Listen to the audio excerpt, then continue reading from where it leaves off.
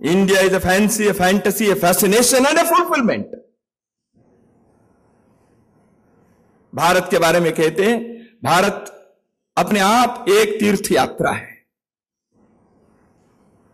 भारत के बारे में सम्मान से, आदर से, श्रद्धा से, आस्था से सोचने वाले लोग कहते हैं कि भारत यह विश्व गुरु है। भारत यह पुण्य भूमि है, मोक्ष भूमि है, योग भूमि है, त्याग भूमि है, कर्म भूमि है। कितने प्रकार के एडजेक्टिव से भारत के वर्णन करने वाले थकते नहीं। एक एक शब्द से उनको ऊर्जा प्राप्त होती है। तो भारत के बारे में आप ये भी कह सकते हो, India is a confusion, India is chaos, India is contradiction, India is corruption. है कि नहीं? है। इसलिए भारत कई प्रकार की विशेषताओं से, विलक्षणताओं से, विरोधाभासों से, विसंगतियों से, विषमताओं से ये भरा हुआ है। भारत में आप 8वीं सदी, 10वीं सदी के 10th century is living here, and at the same time India is on the threshold of 20th century. It is already entered into 21st century, and people say that this century belongs to India, 21st century will be Indian century. How come?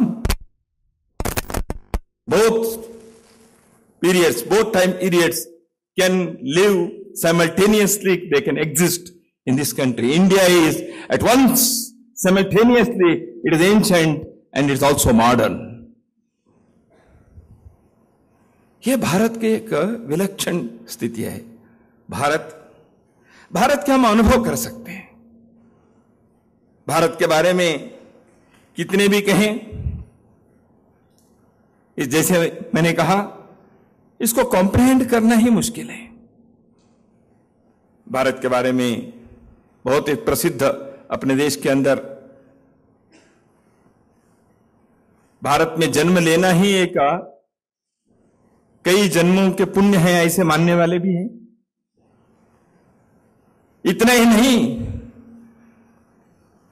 Bharat में अवतार लेने के लिए देवताओं के अंदर भी स्पर्धा है। गायन्ति देवा किल गीतकानि धन्यास्तु हे भारत भूमि भागे स्वर्गापवर्गास्पद हेतु भूते। देवताएं भारत के बारे में गीत गाते हैं और सोचते हैं कि स्वर्ग और अपवर्ग, स्वर्ग और मोक्ष के लिए भारत में एक बार तो जाना चाहिए। ये देवताएं भी सोचते हैं। ऐसे यहां के कवि, यहां के ऋषि, यहां के मुनि, यहां के संत भारत के बारे में गुणगान करते हैं, इसका वर्णन करते हैं। कुछ समय पहले चीन में किसी अखबार ने एक ओपिनियन पोल सर्वे किया।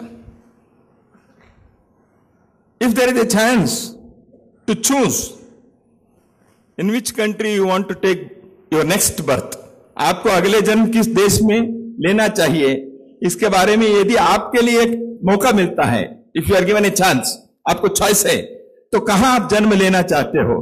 चीन के 77% of the Chinese they told that they want to take birth in India.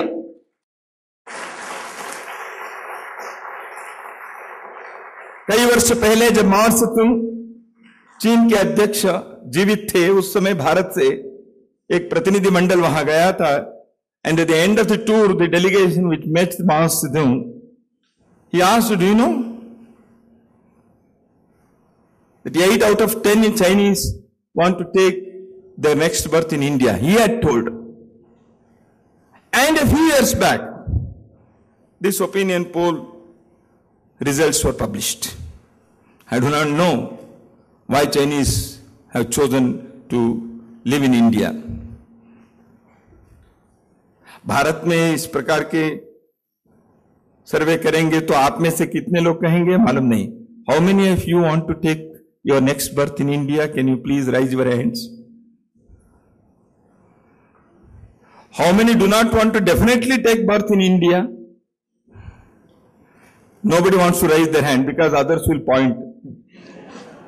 Thank you. So India has been a passion for many, not only in India. India has been a passion for the people who even ruled us. ब्रिटिशों में कितने लोग भारत के बारे में पुस्तक लिखे, ग्रंथ लिखे, अध्ययन किए, यहां के भाषाओं के बारे में, यहां की जनता के बारे में, यहां की जाति प्रथा के बारे में, यहां के देव देवताओं के बारे में, यहां की जाति और सभ्यता के बारे में। Innumerable studies. भारत को जानने के लिए दुनिया भर से लोग आए। आएंगे, फायान आए, कितने प्रकार के लोग आए। क्या भारत के एक एक पक्ष को, थोड़े हिस्से को वो लोगों के सामने रख सके। भारत की महानता के बारे में भगवान राम ने भी कहा, कहते हैं जननी जन्मभूमिश्च स्वर्गादपि गरीयसी। मुझे लंका नहीं चाहिए यदि वो स्वर्णमयी है तो भी, क्योंकि मुझे मेरे प्रिय भारत स्वर्ग से बढ़कर है। आप ओशो, रजनीशी की पुस्तक आप पढ़ेंगे, माय बिलोव्ड इंडिया, मेरे प्रिय भारत। आप उस पुस्तक के भारत के बारे में उन्होंने केवल भावनात्मक नहीं, philosophically, with facts of history, with his experience, how he goes on giving the details about India and its speciality. आप समझेंगे थोड़ा बहुत। अभी अभी डायना ऐसी एक लेखिका ने ए सेक्रेड जियोग्राफी ऐसी एक पुस्तक लिखी है।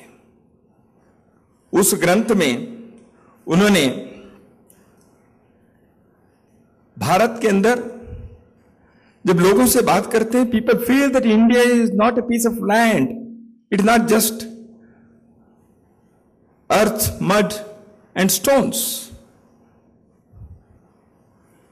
India is a living God, a deity. That's why its geography is a sacred geography. That's the title of the book. Nowhere in the world, in any civilization other than Indians, have worshipped the hills, the land, the water, the rivers, the trees, the jungle, the flora and fauna as their deity. यह भारत में संभव हुआ।